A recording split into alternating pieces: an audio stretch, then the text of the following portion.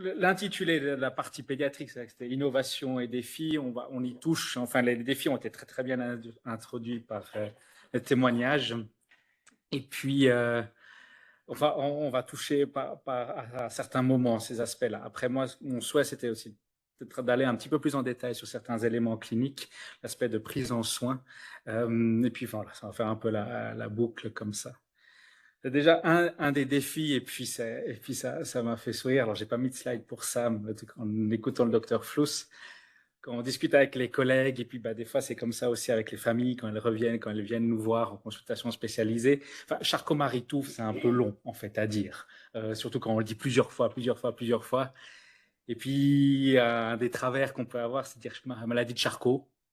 Et après, on voit la famille qui arrive et puis qui dit, enfin, on a regardé sur Internet, le médecin nous a dit, ah, c'est peut-être une maladie de Charcot. Puis on a vu que c'est extrêmement rare chez l'enfant et puis c'est dramatique. Et puis tout d'un coup, on dit non, mais en fait, Charcot, il a fait plein de choses, le docteur Charcot. Il a décrit plusieurs maladies. Et puis, mais c'est vrai que c'est quelque chose qui vient tellement facilement dans la pratique, la preuve, plusieurs fois raccourci en disant maladie de Charcot, mais c'est un des défis des fois qu'on a, c'est la première chose, c'est dire non, c'est pas la même maladie. Puis après, on peut discuter de la maladie de Charcot-Marie-Tooth, des maladies de Charcot-Marie-Tooth. Présentation clinique, je pense que, enfin, on va reprendre certains éléments, mais je pense que c'est important, effectivement, pour les collègues, des signes qui doivent un tout petit peu titiller en disant, ah, mais peut-être que c'est, en fait, une maladie des nerfs, ça peut être une maladie de différents autres systèmes, mais c'est l'atrophie, je dirais, qui vraiment touche la distalité. Après, ça peut toucher d'autres endroits, et forcément, avec le temps, ça, c'est quelque chose qui évolue. Mais je dirais que c'est important quand on fait les cours aux étudiants, enfin, même par personnel paramédical, d'ancrer en fait certaines images, dire celles-là, il faut les reconnaître, il faut se poser certaines questions. Important, ça débute dans la plupart des maladies de Charcot-Marie-Tooth, débute avant l'âge adulte. Après, les symptômes sont peut-être pas forcément reconnus ou sont mis sur d'autres choses. Donc, il faut aller recreuser l'histoire. Puis ça, les collègues adultes connaissent ça bien. Mais depuis quand, en fait, quand on va vraiment chercher, il y a des choses. Ces fameux pieds creux, en fait, avec les orteils qui peuvent se crisper de façon plus ou moins importante. Ça, c'est un élément qui peut poser pas mal de défis en termes de prise en charge, en termes d'équipement, en termes de est-ce qu'on opère, on n'opère pas, puis si oui, chez qui, puis si oui, on fait quoi. Donc, c'est vraiment ce petit schéma qui montre que, en fait, l'arche du pied va se creuser. La configuration de certains os va vraiment changer à cause de ça. Le pied se raccourcit, les orteils vont se rétracter. Et ça peut être source de difficultés, forcément d'équilibre. Vous avez une station debout, contact au sol qui est plus court, qui a en plus des points de pression qui est différent.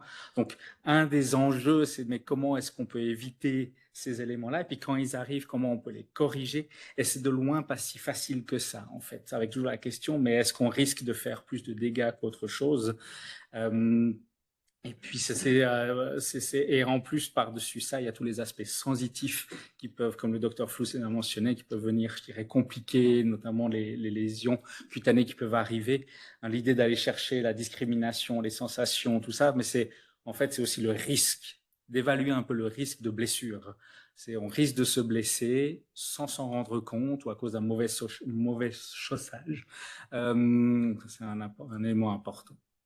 Le dos, à ne pas oublier, les problèmes de syphose, scoliose ou syphoscoliose sont fréquents, un tiers des personnes touchées, donc aussi qui méritent une prise en charge, en tout cas une surveillance étroite. Puis les douleurs.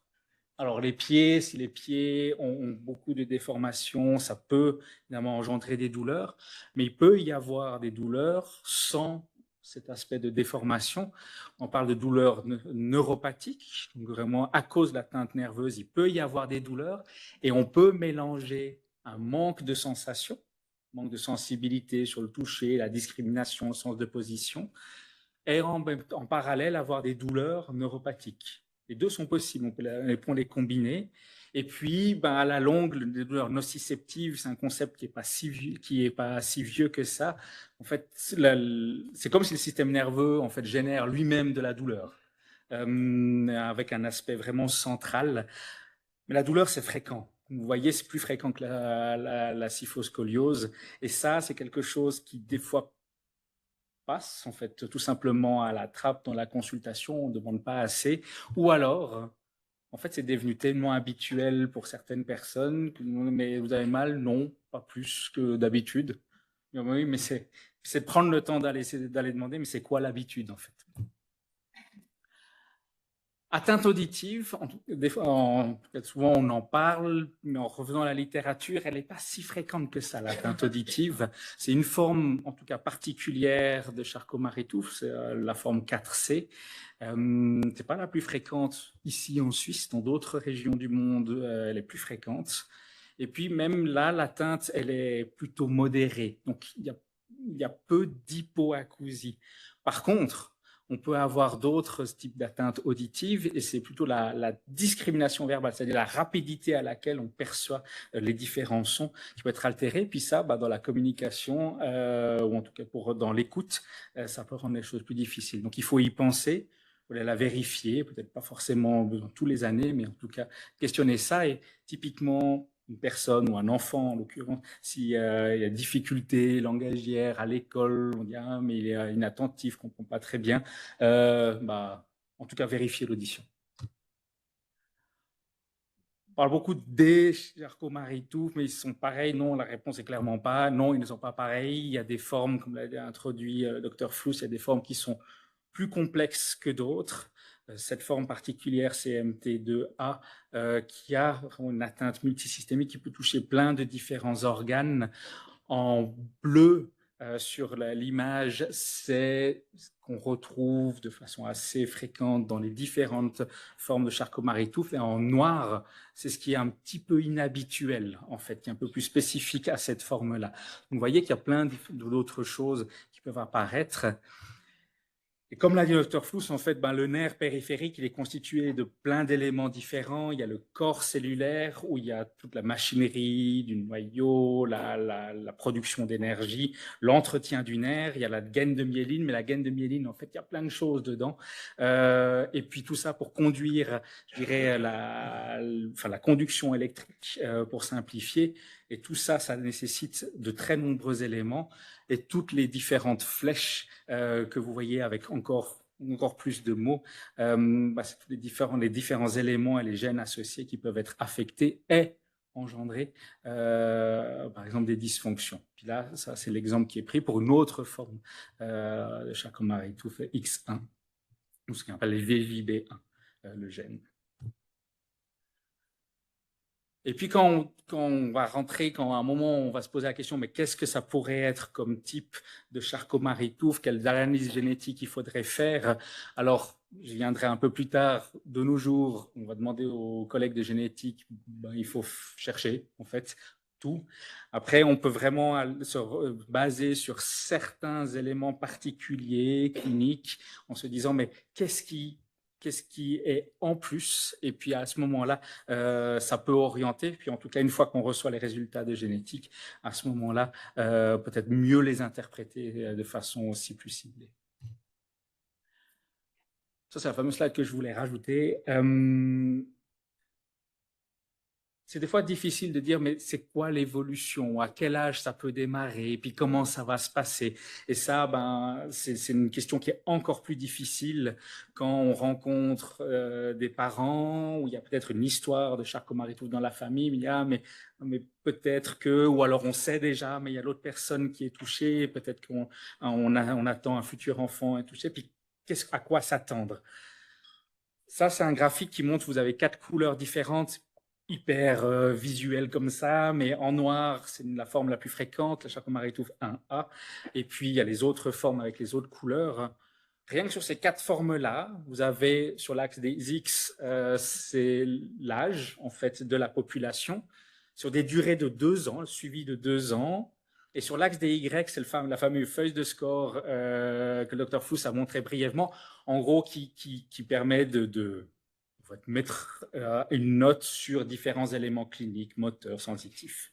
Plus le score est haut, plus il y a des difficultés. En tout cas, plus la maladie engendre des symptômes. Puis comme vous voyez, si on prend que les lignes noires, hein, elles tendent un petit peu toutes à monter avec le temps, mais même on a des jeunes où la ligne est assez horizontale.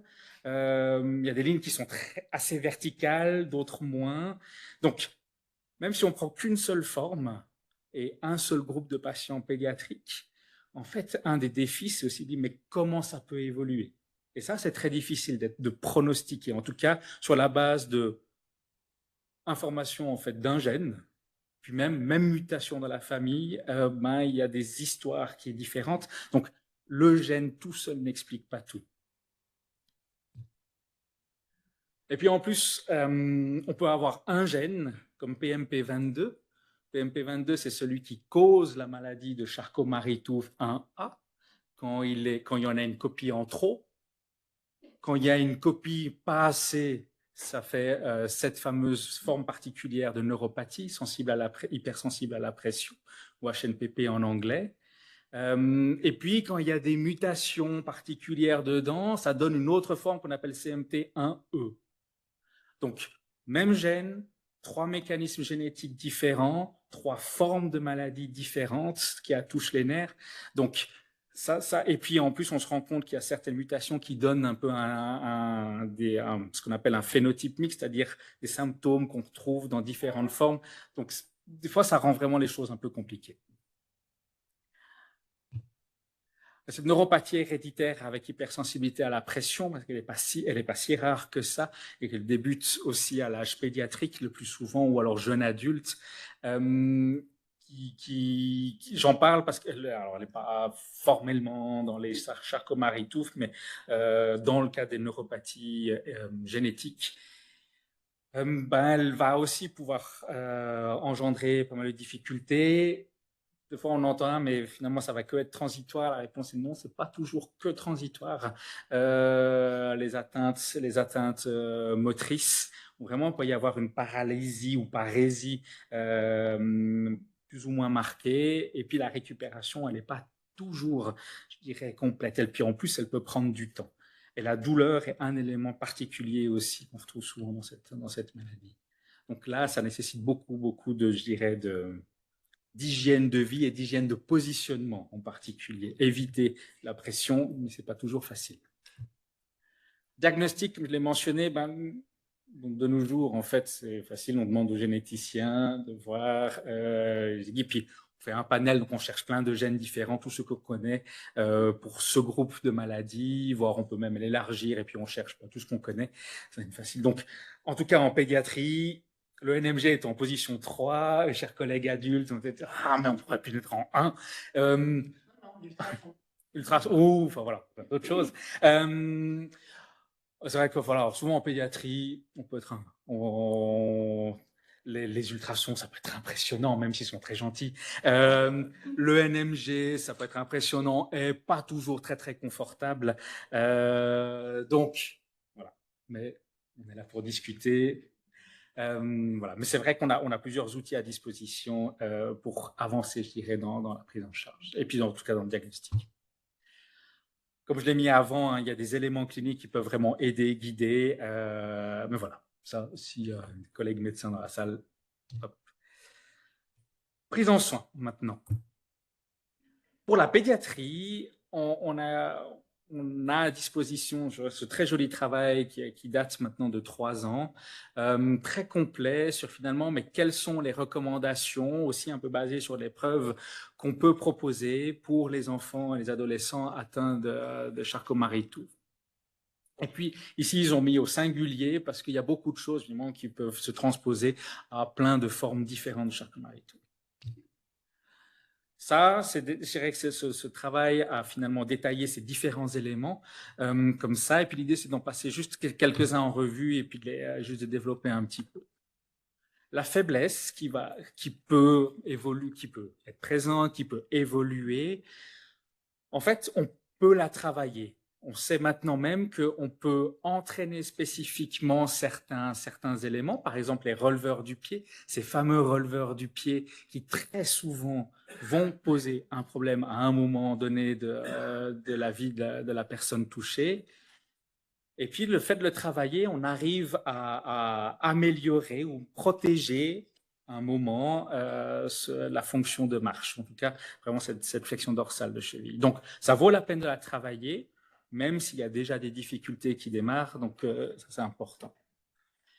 Comme il y a des difficultés d'équilibre qui peuvent apparaître, et puis aussi le dos, on a parlé du dos, finalement le travail physique général est important, et ça c'est donc tout ce qui est gainage, et tout ça, on peut le faire. On n'abîme rien en faisant de l'activité physique. Forcément, on ne va pas vouloir exagérer, engendrer des douleurs, mais donc on peut travailler, c'est possible. Et puis physio, enfin, ce que vous voulez pour bouger. Les membres supérieurs ne sont pas à négliger, à la fois quand il y a des difficultés, que ce soit en termes d'adaptation de l'environnement, l'école, l'outil informatique, tout ça. Les attelles peuvent être aidantes, soit pour soutenir, soit pour travailler les aspects de mobilité articulaire. Pour l'instant, je dirais qu'on est encore assez limité en termes d'offres vraiment technologiques d'attelles pour soutenir la fonction des membres supérieurs. Il y a 2 ou 3 choses qui existent, mais qui ont toutes des limitations parce qu'elles prennent un certain volume de, par exemple, soutenir le poids d'un bras quand c'est nécessaire. Les choses se développent tout gentiment, mais voilà. Je pense que vraiment les aspects d'entretien sont importants et de prévention. L'équilibre, on revient sur mes activités physiques, hein, et puis c'est pas le sport, les activités physiques. Jouer, alors les jeux vidéo actifs, ça a été étudié. Donc ça veut dire la Wii, la Kinect, enfin il y a plein de différents, je dirais, types de jeux vidéo actifs où il faut bouger devant et pas juste les 2 pouces. Donc ça c'est bien. Je pense qu'il faut vraiment... Et puis ça c'est important aussi dans des événements tels qu'aujourd'hui. Ou d'inciter, il faut essayer. Puis des fois, on essaye, ça convient pas. La danse, il y a même des études. Pardon, ça, je l'ai laissé en anglais. Donc, mais la danse a été étudiée et ça a un effet positif. Forcément, il faut y avoir un petit peu envie. Mais donc le mouvement en général, je pense que c'est aussi bien pour l'équilibre. Mobilité articulaire et dos, les étirements doux. Je rappelle qu'avant de réussir à étirer des tendons, en fait, il faut étirer pendant un certain temps. La première chose que vous étirez quand vous faites un étirement, c'est le muscle en soi.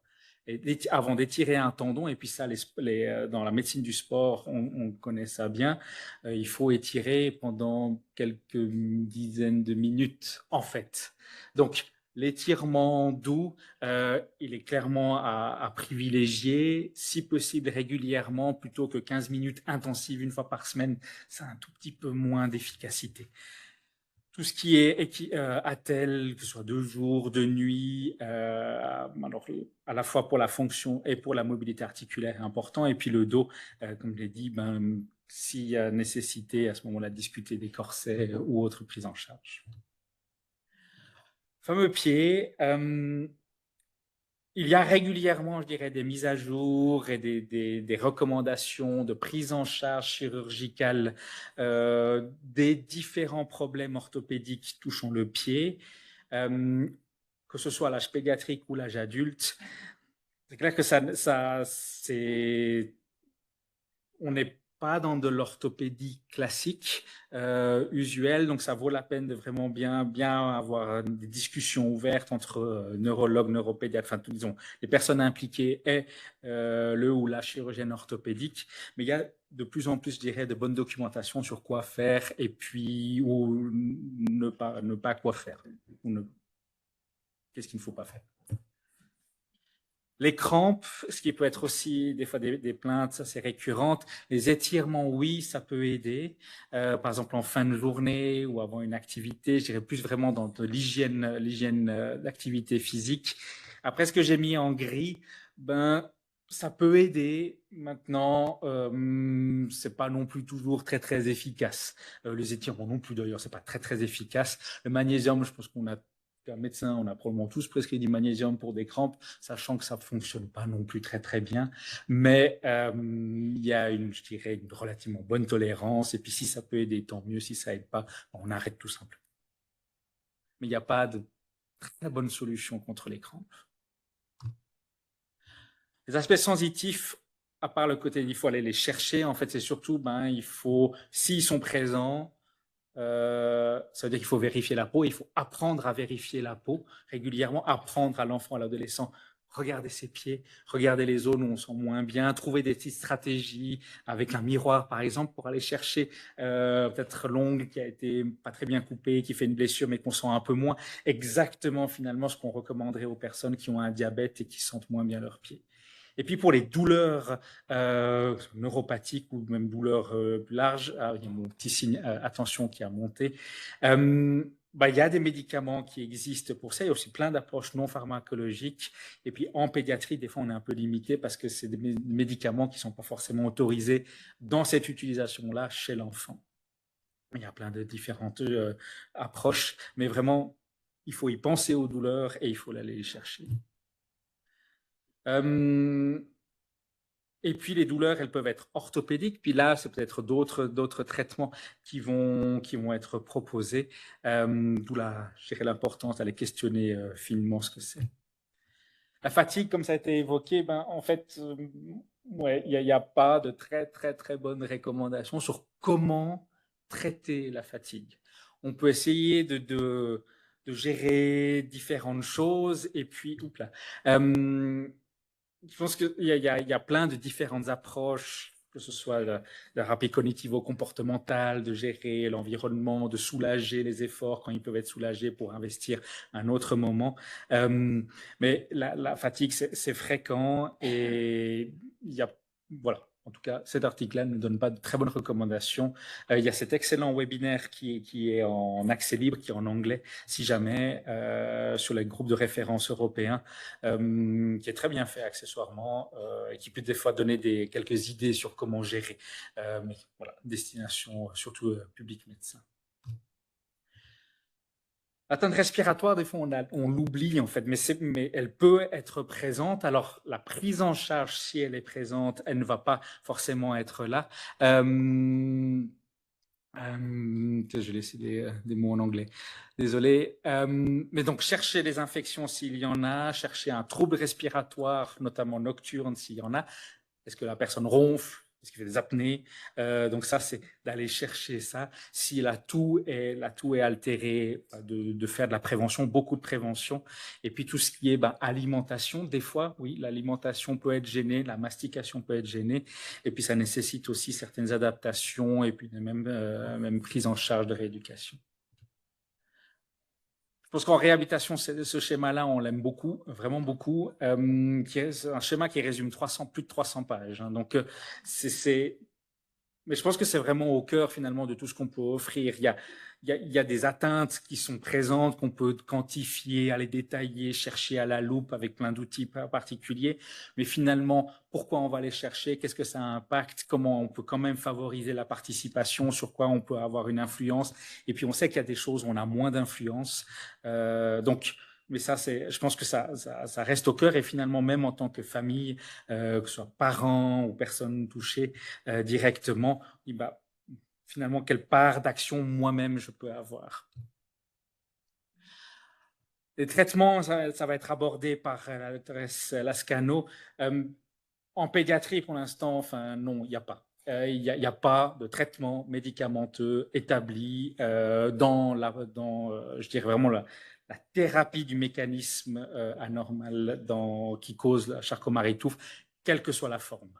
Il y avait eu pendant un temps beaucoup d'espoir sur le PXT 3003 pour la forme Charcot-Marie-Tooth 1A, mais finalement, ça c'est l'encadré de presse de fin 2024, fin 2024-2025. Donc finalement, ça marche moins bien et le développement de ce médicament a été arrêté. Développement thérapeutique, il y en a tout plein. J'imagine qu'ils ne vont pas tous être passés en revue par la suite. Mais comme vous voyez en vert, donc ça c'est le fameux site internet de la CMT Research Foundation, consulté il y a quelques jours. Il y a plein de choses qui sont en cours de développement, de façon plus ou moins avancée. Hein, plus la flèche va vers la gauche, plus c'est avancé. Et puis avancer, ça ne va pas forcément dire que c'est sur le marché tout de suite, mais donc dans les approches qu'on appelle les petites molécules, et puis en bleu, en jaune, c'est les thérapies géniques et puis d'autres mécanismes. Donc il y a plein de choses pour différentes formes qui sont en développement. Et puis, donc oui, patience, ça met beaucoup d'accent, je dirais, sur qu'est-ce qu'on peut faire actuellement pour être dans la meilleure santé possible si un jour l'une ou l'autre de ces molécules va plus loin et puis arrive même en accès dans la routine clinique. Vous voyez, les essais cliniques, ils sont de plus en plus présents. Alors forcément, il y en a beaucoup sur ce graphique sur les médicaments, mais aussi sur l'histoire naturelle. C'est important de connaître l'histoire naturelle d'une forme spécifique parce que sinon, on ne sait pas si notre médicament il marche ou est-ce que c'est juste parce que la maladie a une vitesse d'évolution différente chez cette personne-là. Et puis, même dans la physiothérapie, prise en charge, les essais qui avancent. Ça, c'est aussi très positif. Donc, pour conclure cette partie, il y a une grande variété de manifestations cliniques dans les maladies de Charcot-Marie-Tooth. La plupart des maladies à l'âge pédiatrique, la prise en soin, elle est à un moment donné certainement pluridisciplinaire, donc ça nécessite, je dirais, beaucoup d'interaction, de pilotage. Pour la transition aussi, ça a toute une importance dedans. La neuro-orthopédie, c'est un petit peu le cœur là-dedans. Ce fameux schéma de la classification internationale du fonctionnement, il est important. Encourager les activités, quelles qu'elles soient. Je pense que même les bêtises, c'est accepté suivant l'environnement. Et puis, les développements thérapeutiques, il y en a plein et il y a beaucoup de choses à suivre. Donc, c'est très bien qu'il y ait ce genre d'événements de temps à autre. Voilà, merci.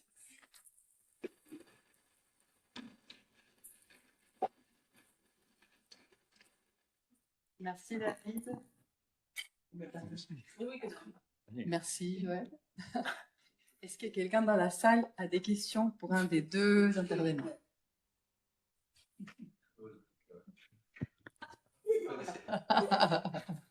Moi, j'ai pensé à les prendre après. Ou online, hein, n'oubliez pas de poser, vous pouvez poser des questions sur le chat. Par contre, je n'ai pas accès sur les chats. Donc... Non, on voit. Ouais. Sur ce que vous disiez sur la hypersensibilité à la pression, est-ce que c'est un des symptômes de la CMT ou ça peut être quelque chose qui est parallèle et qu'il faut distinguer entre les trois? Ouais.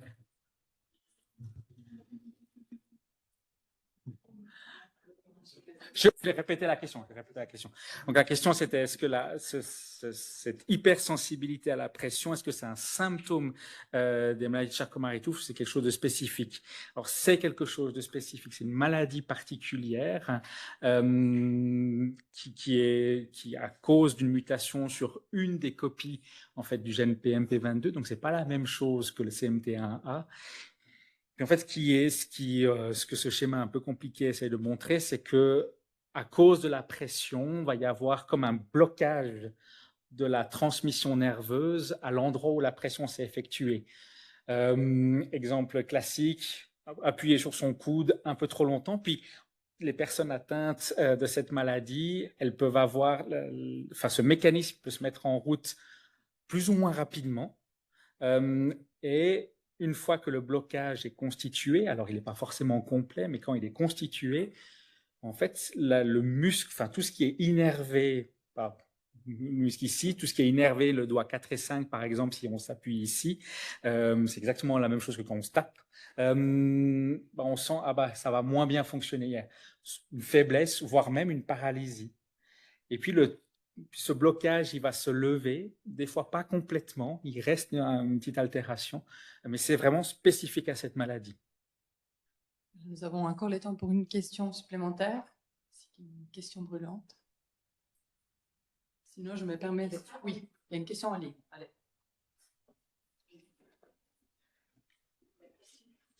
Alors, Sémi, merci beaucoup pour vos interventions. Est-ce qu'une rééducation sensitive peut permettre une amélioration des troubles sensitifs? Joël? Non, je suis un rééducateur. Oui et non. Je pense que la difficulté, c'est qu'il y a dans ces neuropathies périphériques, c'est qu'il y a une partie qui revient pas.